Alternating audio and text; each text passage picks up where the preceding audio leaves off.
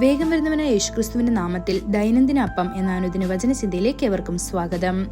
ഇന്ന് മുന്തിരിത്തോട്ടം എന്ന വിഷയത്തെ ആസ്പദമാക്കി ചില കാര്യങ്ങളെ നമുക്ക് ചിന്തിക്കാം. അതിനാധാരമായ ഒരു വാക്യം വായിക്കാം.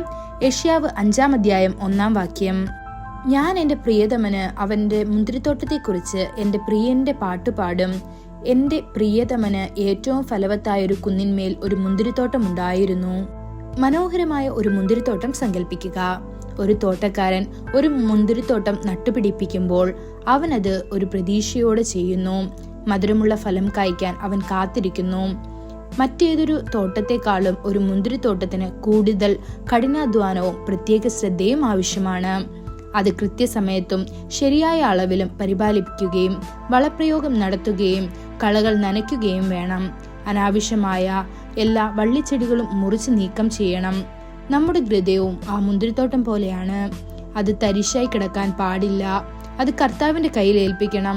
അവിടെയുള്ള മുള്ളുകളും കുറ്റിക്കാടുകളും പിഴുതെറിയുകയും നിലം കൃഷി ചെയ്യുകയും വേണം.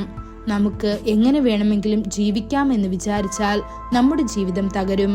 എന്നാൽ നാം കർത്താവായ യേശുക്രിസ്തുവിന്റെ കാൽക്കൽ ജീവിക്കുകയാണെങ്കിൽ നമ്മുടെ ജീവിതം സംസ്കരിച്ചതും ഫലപ്രദവുമായിരിക്കും. തോട്ടക്കാരനും മുന്തിരിത്തോട്ടം സംരക്ഷിക്കേണ്ട കടമയുണ്ട്. കുറുക്കന്മാരും കുറുനഴികളും കുഴികൾ കുഴിക്കരുത്, വേരുകൾ നശിപ്പിക്കരുത്, മുന്തിരിത്തോട്ടം നശിപ്പിക്കരുത്. ചിലരുടെ ജീവിതത്തിൽ ചെറിയ കുറുക്കന്മാരെ പോലെയുള്ള ബന്ധങ്ങൾ അവരെ നശിപ്പിക്കാൻ ഇഴഞ്ഞു കയറുന്നു. കുറുക്കന്മാരെ പോലെയുള്ള ചിലരുടെ വീടുകളിൽ ടെലിവിഷനും അശ്ലീല പുസ്തകങ്ങളും കടന്നു വരുന്നു. ചിലർ രാഷ്ട്രീയം വീട്ടിലേക്ക് കടത്തിവിട്ട് അനാവശ്യ കാര്യങ്ങൾ സംസാരിക്കും. ഇത്തരക്കാരുടെ പൂന്തോട്ടം മുൾപ്പടർപ്പായി മാറുന്നു. കർത്താവിന്റെ മുന്തിരിത്തോട്ടം എന്തിനെ പ്രതിദാനം ചെയ്യുന്നു?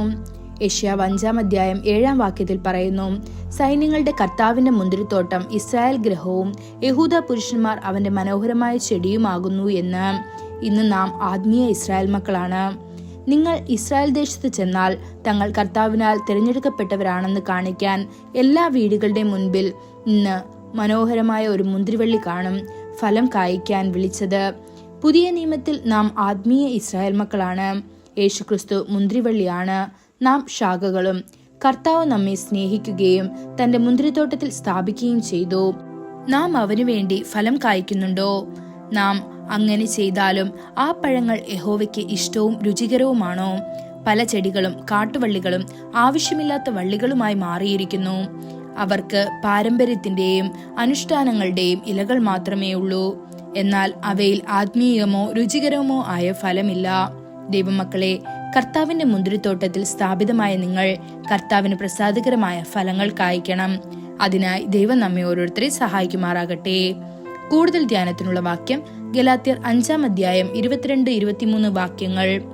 ആത്മാവിന്റെ ഫലമോ സ്നേഹം, സന്തോഷം, സമാധാനം, ദീർഘക്ഷമ, ദയ, പരോപകാരം, വിശ്വസ്തത, സൗമ്യത, ഇന്ദ്രിയജയം. ഈ വകയ്ക്ക് വിരോധമായി ഒരു ന്യായപ്രമാണവുമില്ല. ഇന്നത്തെ ബൈബിൾ വായന രാവിലെ ഉൽപ്പത്തി 10, 11, 12 അധ്യായങ്ങൾ. വൈകുന്നേരം മത്തായി 4-ാം അധ്യായം. ആമേൻ.